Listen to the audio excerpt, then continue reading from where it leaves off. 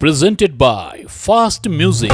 जी हाँ मेरे प्यारे भाइयों, आज आप सबों के बीच में पेश है कलकत्ता की मशहूर डांसर। ये अपनी जलवा दिखाएंगी आप सबों के बीच में और ये चैलेंज भी कर रही है कि अगर जिसके पास क्षमता है वो मेरे करने को आके शांत करे। बड़ी दहिया में कहरा गर्मी बा अभी उतार देव तनी। सुन सुन बंगाल के टूरी हो, बारा कोइले बारू लगन वाला पूरी हो। अरे माइयों के माइयों चापिए चापिए शॉट चापिए। महालक्ष्मी रिकॉर्डिंग स्टूडियो डुमरसन। सुन सुन बंगाल के टूरी हो, बारा कोइले बारू लगन वाला पूरी हो। पूरा यो सरती खबले बाटे फूल गेंदा में। क्या बात है, चापिए मजा आ गया शोर कचकचा के चापिए। ज्यादा गरमी बा तुहरा छेदा में, तोर गरया किलो बेहदा में। ज्यादा गरमी बा तुहरा छेदा में, तया के रगर लबहदा में। छेदा में तोर गरया हमारा लबहदा में, लबहदा में। तोर गरया हमारा लबहदा में।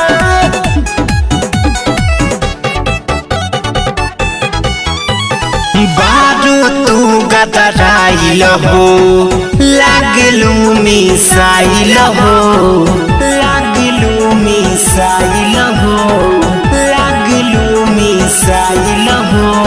बारू तू गदराइल हो, लागलू मिसाइल हो। रस से भरल बा जवनिया, करेलू जब समाइल हो।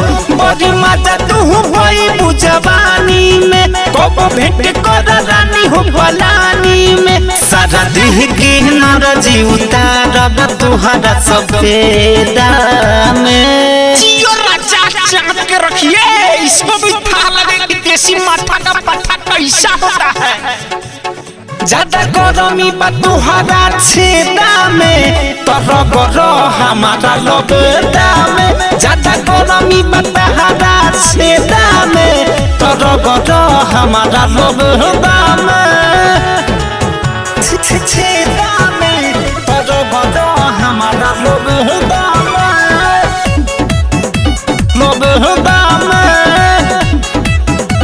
तोर गर हमारा लबेदा में।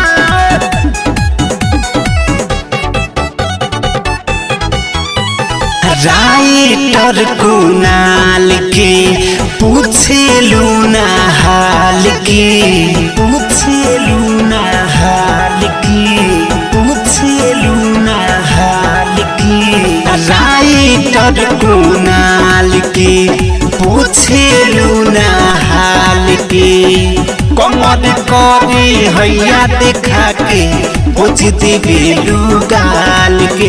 ओहे बाबू अदित फूल झरी हो, तू ही मंसूर के दिल बारू जरी हो। जबल खोजता माजा मिली हमारा फेदा में। अरे गारंटी दे के बोल रहे हैं, एक बार सटेगी तो हटने का मन नहीं करेगा। अनाउंसर बोल। जियो सर जियो चाप के रखिए।